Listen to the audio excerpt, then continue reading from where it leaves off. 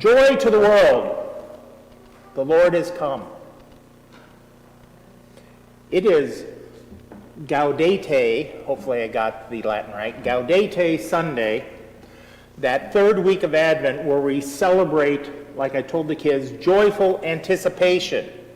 Now, if you are looking for unlimited optimism or the triumphal call that the entire world should be Christian, you might be sadly disappointed. That is not the joy of which I am speaking. Instead, it is a feeling that is reflected in the past, the present, and the future in today's readings. Seeing that joy travels through uncertainty, it travels through doubt, and it travels through waiting, and sometimes it travels through anger. Isaiah today speaks with certainty and triumph about a future that he will not live to see. It is beautiful poetry, and it speaks of the impossible becoming a reality. It is a promise of divine rescue for the people who are oppressed. Such a future will transform everything. But when will such a future come into reality?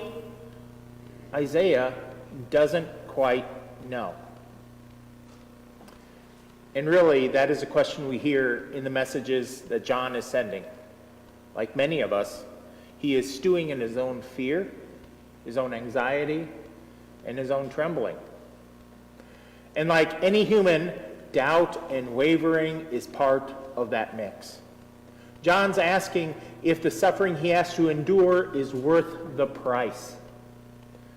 And Jesus' response to John is not one of condemnation. It does not rebuke John's disciples for honest questions.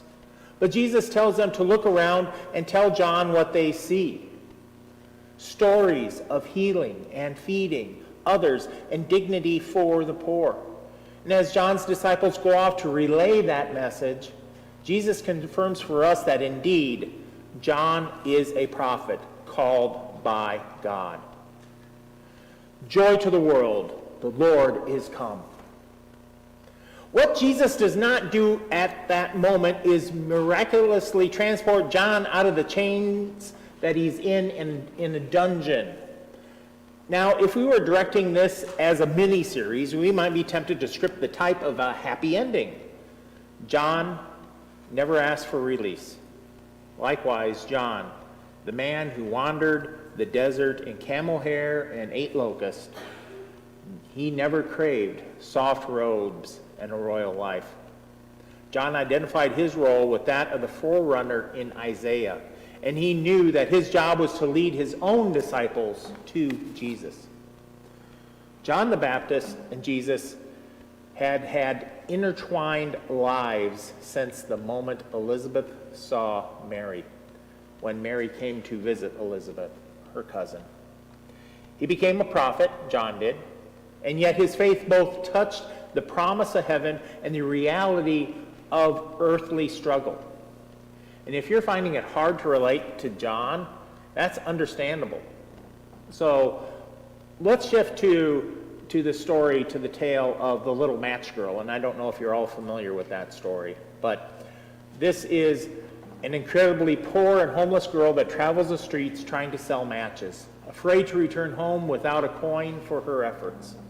Her prison is really the streets she walks upon on a cold and a miserable night.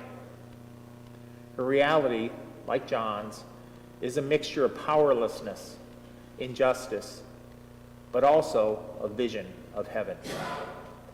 Suffering is expected, but the faith sustains them both. That is the Advent paradox that we see today.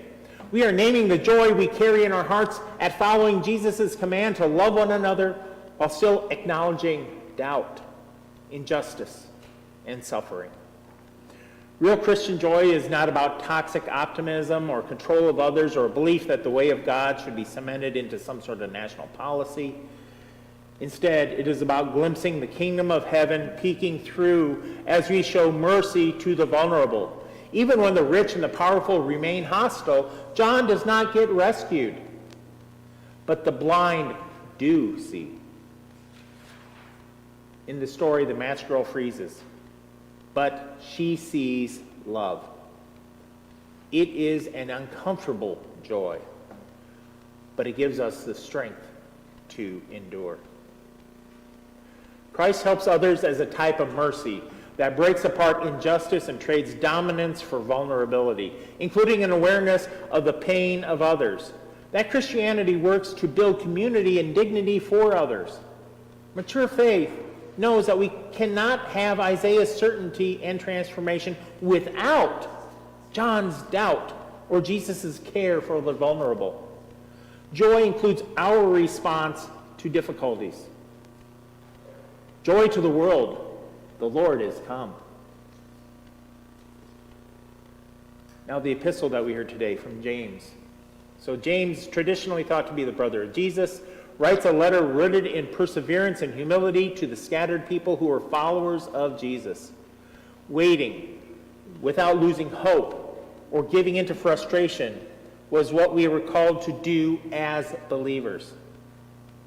And just as a farmer does not plant a crop knowing that it will succeed, but they patiently work the land.